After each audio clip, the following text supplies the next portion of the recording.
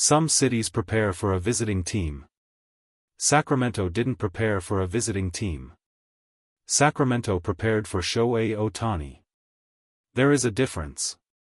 A significant one.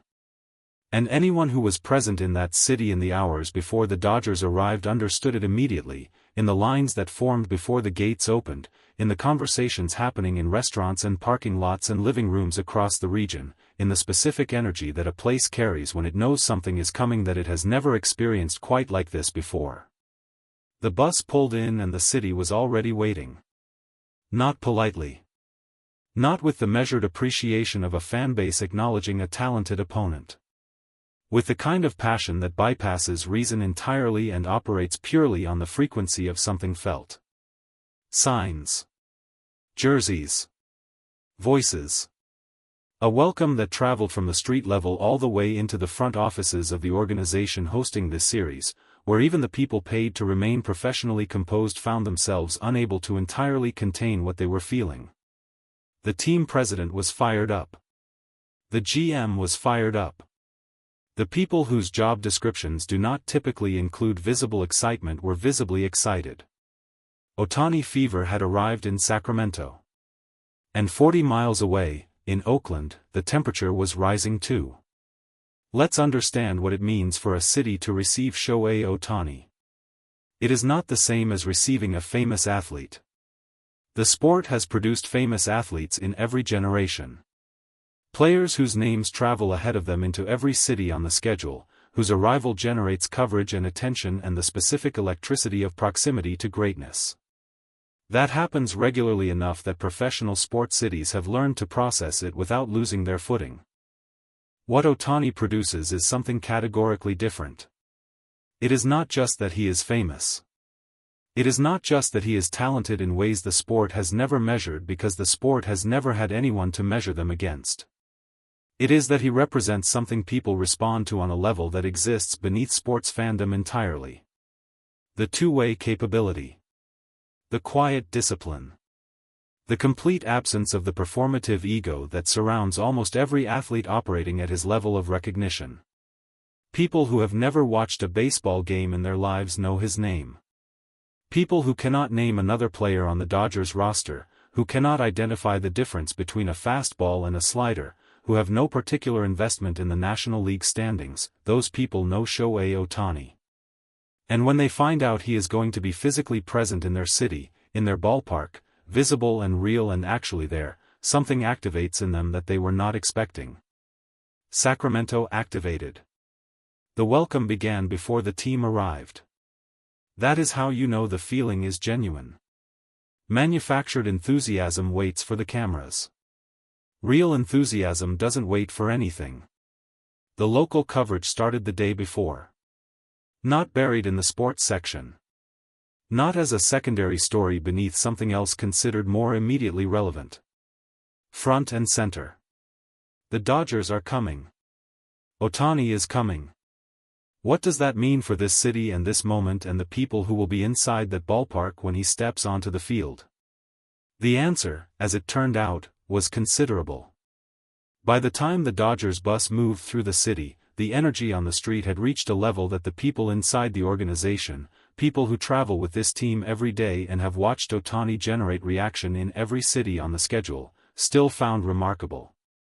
There is a version of Ohtani fever that road veterans have learned to anticipate. They know it's coming. They account for it. They build it into the logistics of travel and preparation. And still, Sacramento exceeded the expectation. The passion was not performative. It was not the practiced enthusiasm of a city going through the motions of welcoming a marquee opponent. It was specific. It was informed. People in that crowd knew things about Ohtani, about his pitching mechanics, about his approach at the plate, about the specific details of his preparation routine, that went beyond casual fandom and into something closer to genuine study. That specificity is what separates Ohtani's reception from the reception of other famous players. His fans don't just love him. They understand him. And understanding him, they love him more. Inside the hosting organization, the reaction was happening on a different level. The team president had spent years in professional baseball. Had seen marquee players come through this city. Had managed the operational reality of high-profile series without losing the professional composure that executive positions demand in public. Had, in short, developed the kind of practiced calm that comes from long experience with moments that generate outsized attention. That composure, in the hours before the Dodgers arrived, showed visible cracks. Not in a way that created problems. In a way that humanized everything. The president of a professional baseball organization, standing in his own building, admitting through the energy he couldn't fully contain that what was coming through those doors was something he had not entirely prepared himself for emotionally, regardless of how much he had prepared for it logistically. He spoke to staff members with a specific kind of energy. The energy of someone who knows they are in the presence of a moment that will not repeat. Something is happening here. Be present for it. Remember it. The GM was operating on the same frequency. In front offices, GMs are the people most insulated from visible enthusiasm. Their job is evaluation. Their job is calculation.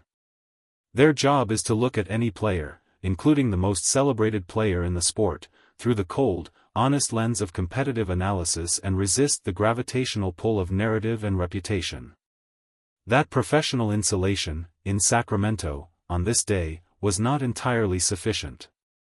The GM said things that GMs do not typically say. He acknowledged, in the direct and unguarded way that people speak when they decide that measured language is not adequate for the moment, that having Ohtani in this building was something different. Something that required a different vocabulary than the one professional baseball executives typically deploy in public. Fired up. That was the word that came back from multiple people who were in that building. Both of them. Fired up. When the team president and the GM of the hosting organization are fired up about the visiting team's player, you understand the scale of what Ohtani has become. 40 miles away, Oakland was having its own conversation. Oakland and baseball have a complicated relationship at this particular moment in the sport's history. The decisions made about that franchise, about that stadium, about the future of professional baseball in that city, those decisions have left a complicated emotional residue in a fanbase that gave decades of genuine passion to a team that ultimately moved in a different direction. But Ohtani fever does not respect complicated histories. The anticipation building in Oakland in advance of the Dodgers' presence in the broader region was real and visible and carried the specific character of a city that has always understood baseball at a level deeper than casual markets. Oakland fans are not casual fans. They are not fans who show up because something famous is happening nearby and they want to be adjacent to it. They are fans who know the game, who have studied it, who have opinions about it that go beyond surface-level appreciation. Those fans, processing the reality of Ohtani in their vicinity, produced something that went beyond the usual reaction to a visiting star. It was the baseball fans' version of what Sacramento had shown emotionally. Where Sacramento gave passion, Oakland gave knowledge. Analysis. The specific appreciation of people who understand precisely how unprecedented what they are watching actually is. The conversations happening in Oakland about Ohtani were not about his fame. They were about his mechanics. About the release point on his sweeper. About the adjustments he has made this season to his approach against left-handed pitching. About the specific way his offensive numbers complement rather than compete with his pitching contribution. That is a different kind of fever. But it runs just as hot. Inside the Dodgers' traveling party, the reception was being processed in its own way. Players who have been on this roster since before Ohtani arrived have watched this phenomenon develop from the inside. They have seen every city on the schedule respond. They have stood in dugouts while the cameras follow a specific trajectory regardless of what else is happening on the field. They have watched road venues fill with people wearing number 17 who drove hours for the specific purpose of being in the same physical space as the person standing next to them in the batting order. You adjust to it. You normalize it. You develop the professional understanding that this is the environment you operate in and the only productive response is to embrace what it creates rather than resist what it disrupts. But Sacramento tested even that adjustment. Several members of the traveling party, people who consider themselves genuinely accustomed to the Ohtani effect after months of experiencing it in every time zone on the schedule, looked out the window as the bus moved through that city and said nothing for a moment. Just looked. Because even when you know it's coming, there are versions of it that still find a way to exceed what you had prepared for.